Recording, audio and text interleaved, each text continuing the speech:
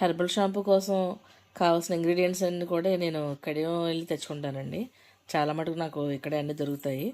ఇంకా అక్కడికి వెళ్ళేసరికి చాలా పెద్ద వర్షం పడింది నిన్న. ఇంకా అక్కడ పువ్వులు తోటలు ఇవన్నీ చూసి ఇంకా ఎందుకు వెళ్ళాను కూడా మర్చిపోయాను కాసేపు నేను. అంత అందంగా ఉంది వాతావరణం.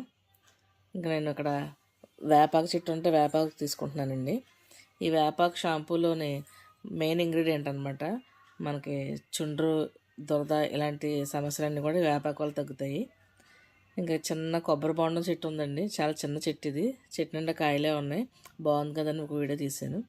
చుట్టూ ఎన్ని మొక్కలు ఉన్నాయంటే ఇంకా స్వర్గం అంటే ఎక్కడో లేదు ఇక్కడే ఉందేమో అన్నంత సంతోషం అనిపించింది.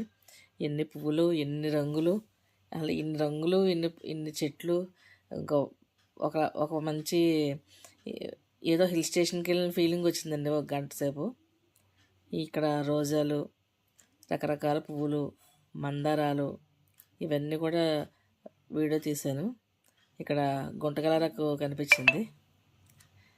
చాలా ఆకు తీసుకున్నానండి ఇక్కడే. మ్యాక్సిమం ఆకులన్నీ ఇక్కడే తీసుకుంటాను నేను.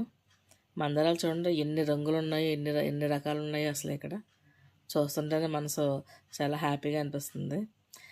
నిజం చెప్తారు, నేనైతే నాకు ఎక్కడి నుంచి రాబుద్ది అవ్వలేదండి ఇంటికి. అసలు ఇక్కడే ఉండిపోతే బాగుండు అనిపించింది. ఎన్ని రంగులు ఉన్నాయి పువ్వులు, ఎంత హ్యాపీగా అనిపించింది చూడండి. మొత్తం నేను హెయిర్ ఆయిల్కి కానీ హెర్బల్ షాంపూకి కానీ ఏం కావాలని ఇక్కడికే వస్తామండి. కడియం వచ్చి తీసుకుంటాం మేము. మొత్తం అన్నీ ఇక్కడే దొరుకుతాయి మాకు. నెక్స్ట్ వీడియోలో మీకు ఇవన్నీ తీసుకుని ఎలా షాంపూ చేశానో ఏంటని చెప్పేసి మీకు పోస్ట్ చేస్తాను.